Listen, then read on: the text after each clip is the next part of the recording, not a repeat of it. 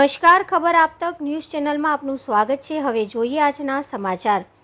વડોદરા શહેરના શહેરવાડી વિધાનસભામાં સમાવેશ યાકુતપુરા સરસિયા તળાવમાં ગણપતિ મા દશામાં અને તાજિયાનું વિસર્જન થાય છે, ત્યારે હાલ અમારા કેમેરામેન ત્યાં પહોંચ્યા ત્યારે ગંદકી વધી ગઈ છે।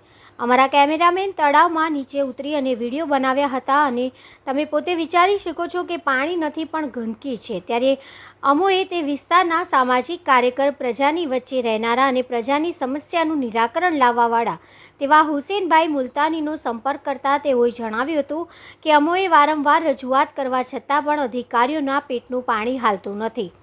સ્ટેન્ડિંગ કમિટીના ચેરમેન ડૉક્ટર શીતલ મિસ્ત્રીનો સંપર્ક કરતાં પણ હજુ સુધી કામગીરી ચાલુ થઈ નથી।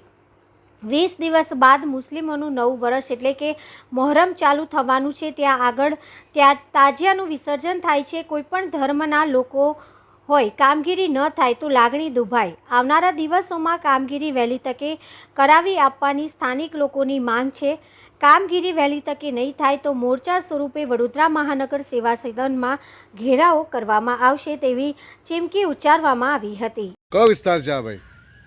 આ યાકુતપુરા સરસિયા તળાવ રોડ છે અને ત્યાં આવેલું એક ઐતિહાસિક તળાવ સરસિયા તળાવ છે।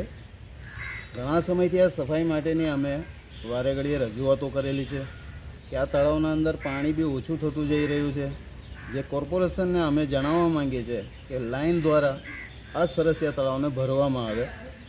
બીજું કે ઘણા વખતે વોર્ડ નંબર 6માં અનિલભાઈ કરીને અમારે એક અધિકારી છે, તેમને વારે ઘડીએ રજૂઆતો કરી કે આ સરસિયા તળાવના અંદરની આટલી બધી ગંદકી દેખાઈ રહી છે, આ કચરો દેખાઈ રહ્યો છે કે તેને વહેલી તકે બુલડોઝર દ્વારા આના અંદર ઘસેડાઈને તો બધું ઘસેડી લેવામાં આવે, ટેમ્પામાં ભરાઈને બધું અહીંથી કચરો બધો સાફ કરવામાં આવે। તળાવની દરેક પાર્ટના ઉપર ઘણો બધો કચરો ભરાઈ રહેલો છે।